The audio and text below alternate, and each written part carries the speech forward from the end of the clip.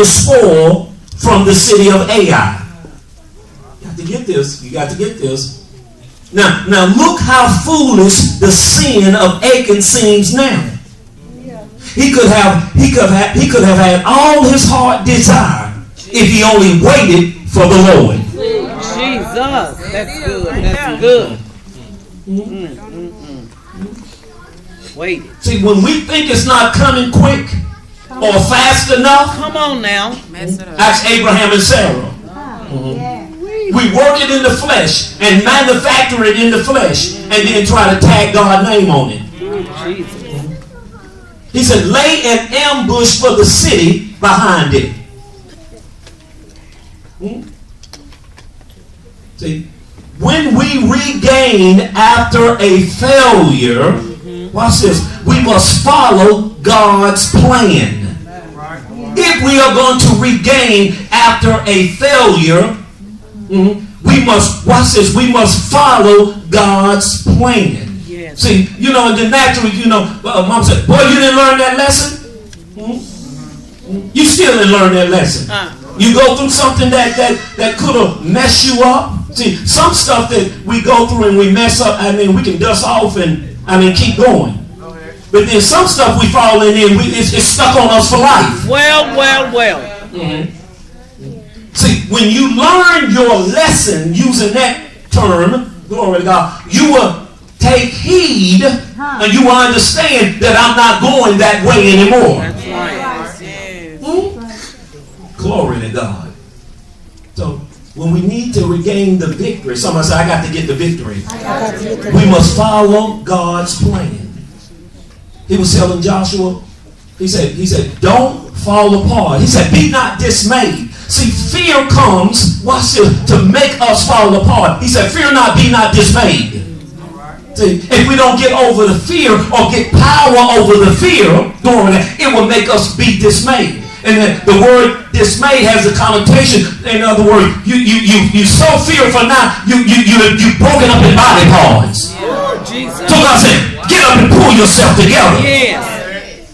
In other words, don't fall apart. And make Ai was the failure, make Ai think you are scared. Don't fall apart. Why did Joshua fall? Why did Joshua fail? Joshua was not at the same level of, watch me now, disciplined. Joshua was not obedient. And number 3, Joshua did not deliver up the thing that needed to be delivered. There was lack of discipline. He was disobedient. And Joshua did not deliver up the thing that needed to be delivered up. So in this failure, if we talk about I'm looking for the failures, God said I'm looking for you for the failures. Don't sweat it. God got this one. So in a little bit, we're going to just bring this out. The person who fails. I got some letter P's going now. The person who fails. The perspective you need to have when you fail. And number 3, the bigger picture after you fail. And number 4, the progress you're going to make after you get over your failure. Oh, glory to God. Somebody said there's some progress need to be made. Because I got all the spoil. I not only got all the spoil, but God is spoiling me now.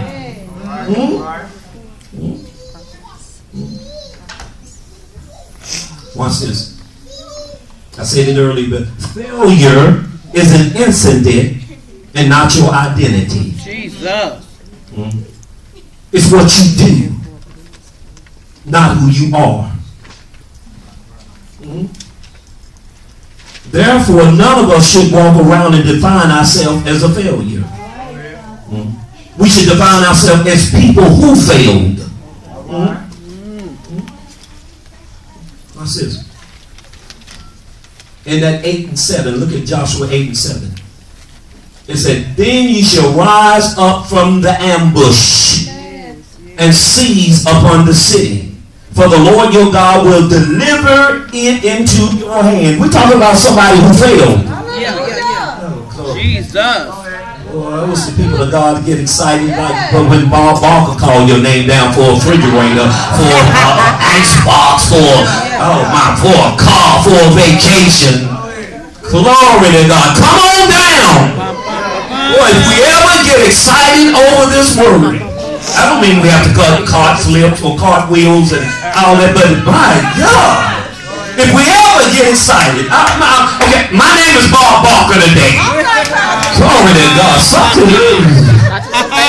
I know we prayed today.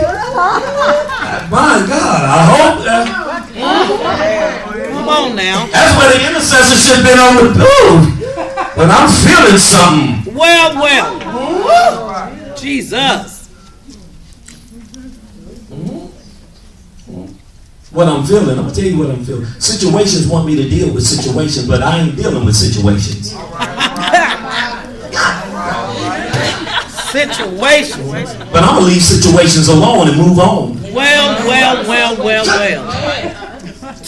going to set myself apart from the situation. Amen. Come on now.